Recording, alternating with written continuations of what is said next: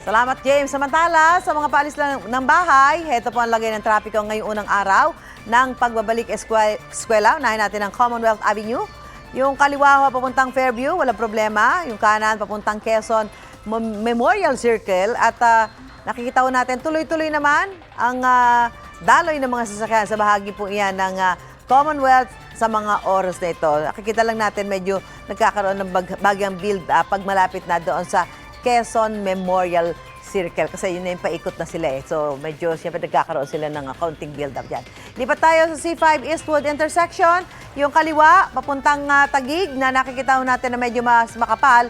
Samantalang yung kanan, papuntang Katipunan, wala akong problema. Tuloy-tuloy ang daloy ng trapiko. Bagamat may traffic lights ho dyan sa bahaging yan ng C5 Eastwood, wala akong problema yung mga papunta ng Katipunan. Ang problematic po dyan, yung mga papunta ng Taguig. Sa Kamuning tayo. Kaliwa pa monumento, tuloy-tuloy. Papunta ho ng Makati City. Ang problematic sa mga oras na ito, medyo mabigat ang daloy ng trapiko. Makapal ang volume, kaya bahagya na lamang pong umusad ang mga sasakyan. Gaya ng nakikita nyo sa inyong mga TV screen. Sa kaliwa, papuntang monumento. Ang nasa kanan po, ang walang galawan ay ang mga sasakyan na papunta ng Cubao at Makati City sa mga oras na ito, 7:33 ng umaga. Kaya kung diyan kayo dadaan sa pagbiyahin nyo ngayon, medyo kumilos-kulos na kayo dahil mabigat ho ang daloy ng traffic.